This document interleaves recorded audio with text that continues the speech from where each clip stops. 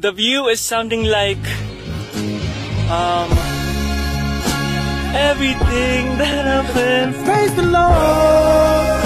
Oh, 'di ba? Mukha talaga akong ikakasal sa background ba. So, hi people of the Philippines, hindi pa talaga ako nakagit over sa Sipalay tour namin kaya nandito na naman kami ng family ko sa Nataasan Beach Resort dito sa Sipalay. Wow. Oh, ayan. Kaya siguro Nataasan from the word itself, Nataasan kasi nandito na naman tayo sa taas ba. Nasa tuktok na naman ulit tayo, hindi na tayo natapos-tapos sa tuktok. So, meron nga sila ditong swimming pool and overlooking view ng napakagandang dagat. Pwede kang bumaba kung matibay pa yung buto-buto mo, pero kung marami ng crack yan, dito ka na lang. Oo, may kawa dito, wag mo nang pahirapan yung sarili mo. So, pagpasok mo nga, mukha kang pupunta sa reception ng kasal mo. Sino ba nag-isip nito? In fairness, napaka-refreshing. Ay, yun lang. Panira lang talaga ng moment yung container. So, siguro ito yung nilalagay nila sa swimming pool na tubig ba? Iniinom ba yan? Sila lang yung makakasagot niyan kasi hindi naman ako manghuhula, hindi rin naman ako nagtanong. So, perfect na sana yung moment. Yun nga lang, may mga container. Anyway, bago yung lahat, balikan muna natin kung paano kami dito napadpad. Oo. So, gabi na nang dumating kami sa Sipalay kasi wala talaga sa plano na pupunta kami dito ba. Yung umiinom lang naman ako ng tubig sa bahay, tapos bigla kong naisipang magsipalay kaya kami nandito.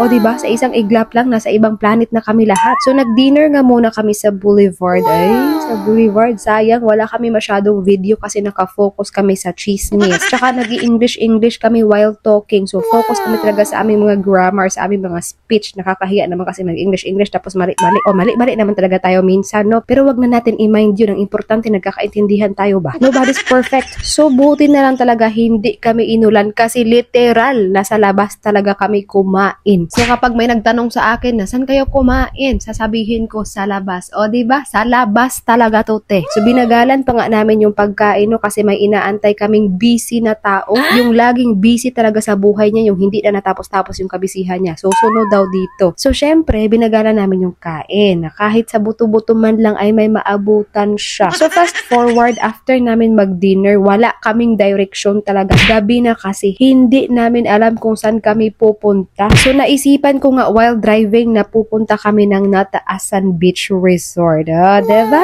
And thankfully, tinanggap kami parang nasa 9 PM na yon. So, lugi kami sa check-in namin kasi 9 PM na to. Diba? Dapat 2 PM yan kasi check-out pagka next day 12 noon. Parang pinaglaruan lang namin yung aming bayad ba. Pero okay lang kasi hindi tayo gagastos ngayon. Kasi yung tunay kong ama nandito. Oo. So, sa mga nagtatanong dyan kung may lahi ba ako, kita nyo yan. Yan ang tatay ko. So, isa akong half-breed, half-human, half-shih tzu. Ewan ko na lang kung maniwala kayo, bahala kayo dyan. Anyway, we have a friend from New Zealand. Hindi to tatay ko ha. Nag-iisa lang yung tatay ko. Half Spanish, half Filipino. O, diba? The one and only. Walang kapalit, walang kapantayan. Yan lang yung tatay ko. So, yun nga, meron tayong financer ngayon, our visitor from New Zealand, at syempre yung kuya ko na minsan lang naman umuwi, kaya deserve niyang gumastos. So, pahinga muna ako kasi naputo na talaga ako. Pwede akong mag-drive 24 hours straight, pero sa gastos, hindi talaga ako pwede ngayon. Pass muna ako. So, dalawang meaning yan. Pass muna ako sa gastos kasi na-pass muna ako. Ganon. So, fast forward, pagkagising namin early in the morning, ito yung bumungad sa amin. Oh, wow. Para ka lang nasa bahay mo. Yun lang, kung may ganito kang bahay in my dreams. So, dumiretso nga kami sa viewing deck. O, diba? Ang ganda. Yung bubungad sa'yo, yung dagat. Sobrang ganda. Sobrang napaka-fresh kasi early in the morning pa. Yun lang, hindi ka makakababa kung pasmado na yung tuhod mo. So, si mother, excited naman masyado. Tsaka takot din siya sa kawa mag-swimming. Kaya nagbida-bidang bumaba. Syempre, sinundan natin. So, si Father Dear pala, nauna na. Pero naabutan kasi medyo mabagal talaga siya. So, habang bumababa kami, ramdam ko talaga yung freshness ng hangin kasi early in the morning pa nga, diba? Tapos naaamoy ko na yung dagat. Anyway, sinabi ko ba sa inyo na may lahi akong Shih Tzu? Kaya siguro ako nilalapitan agad ng aso na to kasi mukha talaga siguro akong aso. Aray ko. So, hindi pa kami mag-swimming. Aantayin naming mag-12 noon bago mag-swimming. Yung kuhang-kuha mo talaga yung init sa mundo ba? So, purpose namin dito is bibili kami ng isda. Yung gumagalaw-galaw pa habang niluluto kasi dito lang tayo makakakain ng fresh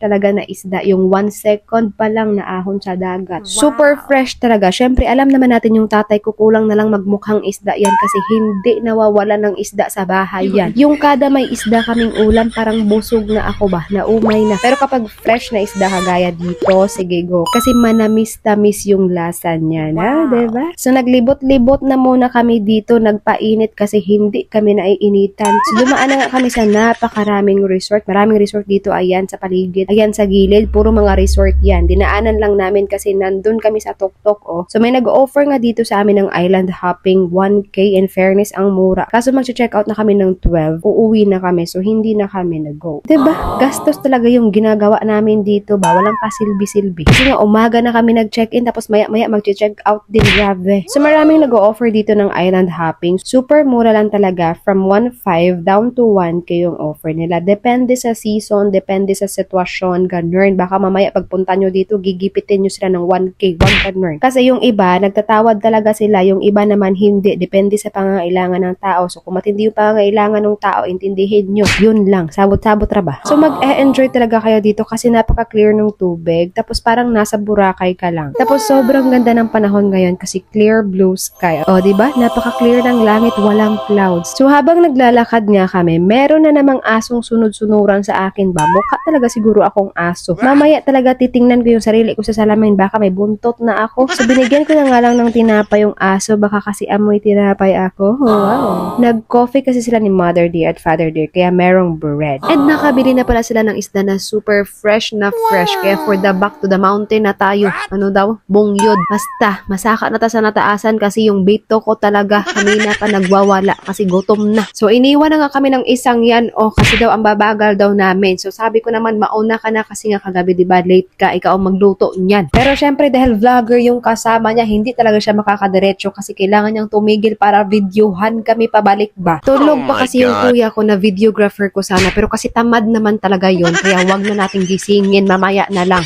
So eto na nga ako pabalik paakit kasama yung nanay at tatay ko. Medyo hiningal talaga ako dyan kasi syempre ilang steps ba naman ulit ng hagdan yung aakyatin natin. Iba talaga kapag nasa gala ba kasi kaya na mga buto-buto ba pero pag nasa bahayan, aaray-arayan. Tapos ako na walang exercise sa buhay, akala nyo naman talaga kaya ko yan pero hindi nyo alam, hiningal na talaga ako dyan. Kita nyo ba yan na mukhang hindi na talaga yan makaakyat, tingnan nyo yan, diba may patigil-tigil pa yan.